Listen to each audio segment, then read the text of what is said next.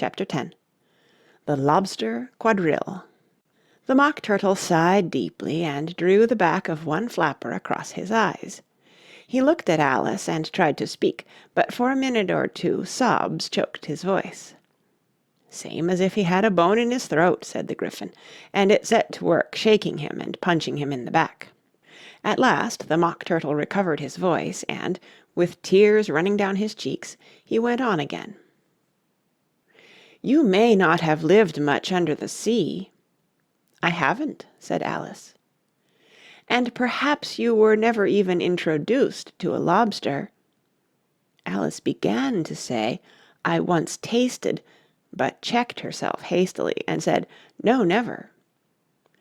"So you can have no idea what a delightful thing a lobster quadrille is." "No, indeed," said Alice. "What sort of a dance is it?" "Why," said the Gryphon, "you first form into a line along the seashore." "Two lines!" cried the Mock Turtle. "Seals, turtles, salmon, and so on. Then, when you've cleared all the jellyfish out of the way—" "That generally takes some time," interrupted the Gryphon. "You advance twice—" "Each with a lobster as a partner!" cried the Gryphon. "Of course," the Mock Turtle said.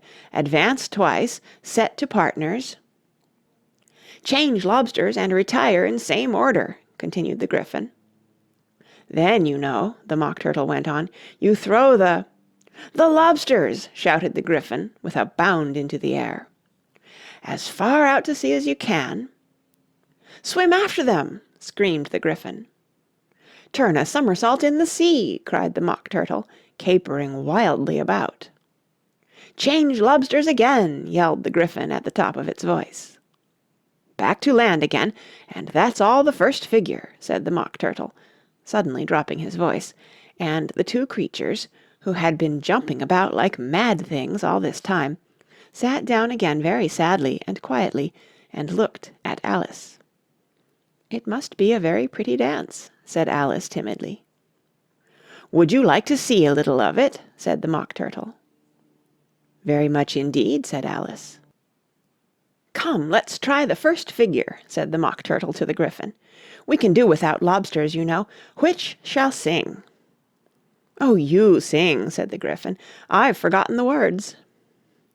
So they began solemnly dancing round and round Alice, every now and then treading on her toes when they passed too close, and waving their forepaws to mark the time, while the Mock Turtle sang this, very slowly and sadly.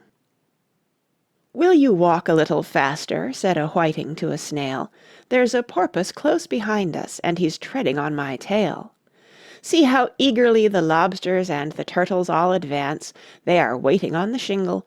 Will you come and join the dance? Will you, won't you, will you, won't you, will you join the dance? Will you, won't you, will you, won't you join the dance? You can really have no notion how delightful it will be when they take us up and throw us with the lobsters out to sea."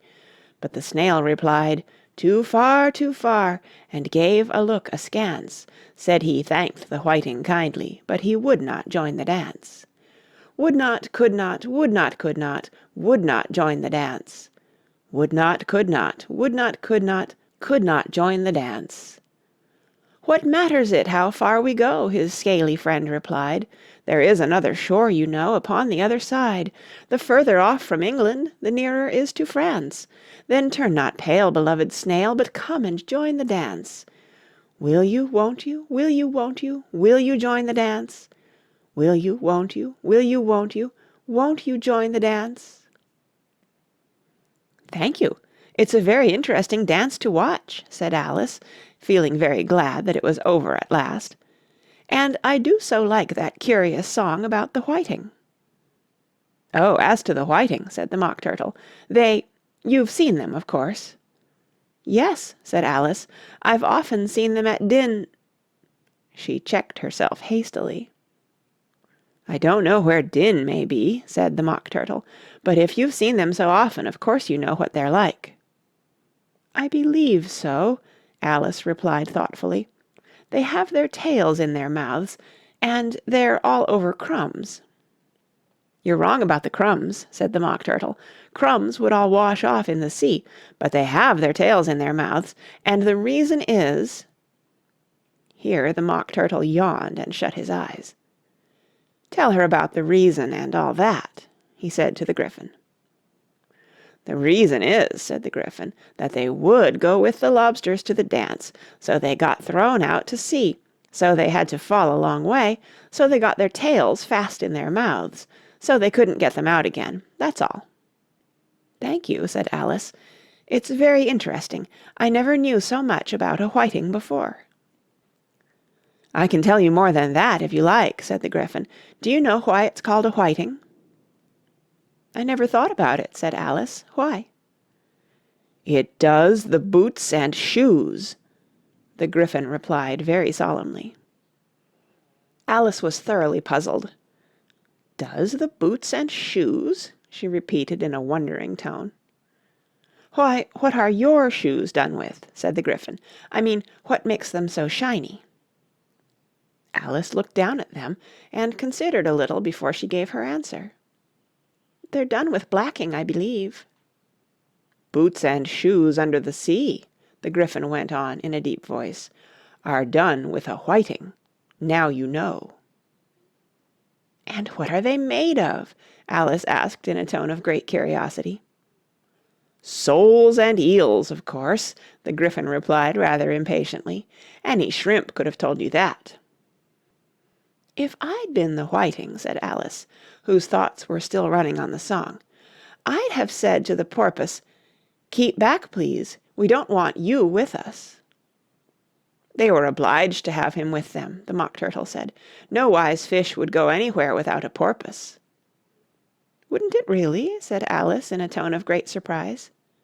"Of course not," said the Mock Turtle. "Why, if a fish came to me and told me he was going on a journey, I should say, 'With what porpoise?'" "Don't you mean purpose?" said Alice. "I mean what I say," the Mock Turtle replied in an offended tone.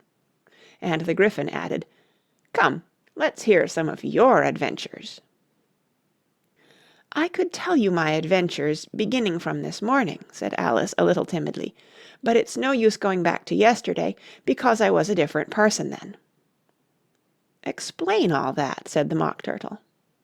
"No, no, the adventures first," said the Gryphon in an impatient tone.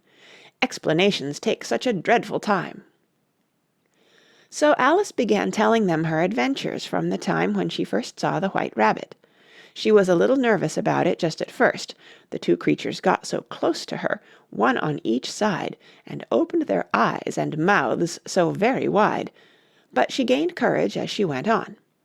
Her listeners were perfectly quiet till she got to the part about her repeating, "You are old, Father William," to the caterpillar, and the words all coming different, and then the Mock Turtle drew a long breath and said, "That's very curious." "It's all about as curious as it can be," said the Gryphon. "It all came different," the Mock Turtle repeated thoughtfully. "I should like to hear her try and repeat something now. Tell her to begin." He looked at the Gryphon as if he thought it had some kind of authority over Alice. "Stand up and repeat, ''Tis the voice of the sluggard,'" said the Gryphon. "How the creatures order one about and make one repeat lessons," thought Alice. "I might as well be at school at once." However, she got up and began to repeat it, but her head was so full of the Lobster Quadrille that she hardly knew what she was saying, and the words came very queer indeed. "'Tis the voice of the Lobster, I heard him declare, You have baked me too brown, I must sugar my hair. As a duck with its eyelids, so he with his nose Trims his belt and his buttons, and turns out his toes. When the sands are all dry, he is gay as a lark, And will talk in contemptuous tones of the shark, But when the tide rises and sharks are around, His voice has a timid and tremulous sound." "That's different from what I used to say when I was a child," said the Gryphon. "Well, I never heard it before," said the Mock Turtle, "but it sounds uncommon nonsense." Alice said nothing. She had sat down with her face in her hands, wondering if anything would ever happen in a natural way again. I should like to have it explained, said the Mock Turtle. She can't explain it, said the Gryphon hastily. Go on with the next verse. But about his toes, the Mock Turtle persisted. How could he turn them out with his nose, you know? It's the first position in dancing, Alice said, but was dreadfully puzzled by the whole thing, and longed to change the subject. Go on with the next verse, the Gryphon repeated impatiently. It begins, I passed by his garden. Alice did not dare to disobey, though she felt sure it would all come wrong, and she went on in a trembling voice. I passed by his garden, and marked with one eye how the owl and the panther were sharing a pie. The panther took pie crust and gravy and meat, while the owl had the dish as its share of the treat. When the pie was all finished, the owl, as a boon, was kindly permitted to pocket the spoon, while the panther received knife and fork with a growl, and concluded the banquet. What is the use of repeating all that stuff? The Mock Turtle interrupted, if you don't explain it as you go on. It's by far the most confusing thing I ever heard. Yes, I think you'd better leave off, said the Gryphon, and Alice was only too glad to do so. Shall we try another figure of the Lobster Quadrille? The Gryphon went on, or would you like the Mock Turtle to sing you a song?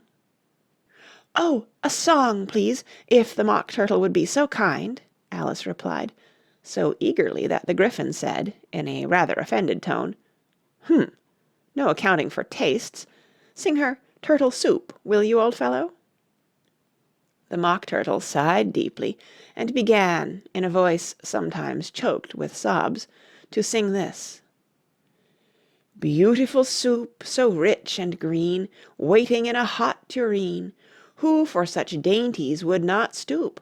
Soup of the evening, beautiful soup, soup of the evening, beautiful soup, beautiful soup, beautiful soup, soup of the evening, beautiful, beautiful soup. Beautiful soup, who cares for fish, game, or any other dish? Who would not give all else for 2 pennyworth only of beautiful soup? Pennyworth only of beautiful soup, beautiful soup, beautiful soup, soup of the evening, beautiful, beautiful soup. Chorus again, cried the Gryphon, and the Mock Turtle had just begun to repeat it, when a cry of "The trial's beginning!" was heard in the distance. Come on, cried the Gryphon, and taking Alice by the hand, it hurried off, without waiting for the end of the song. What trial is it? Alice panted as she ran, but the Gryphon only answered, Come on, and ran the faster, while more and more faintly came, carried on the breeze that followed them, the melancholy words, Soup of the evening, beautiful, beautiful soup. End of chapter 10. Read by Kara Schallenberg, March 2010, in San Diego, California.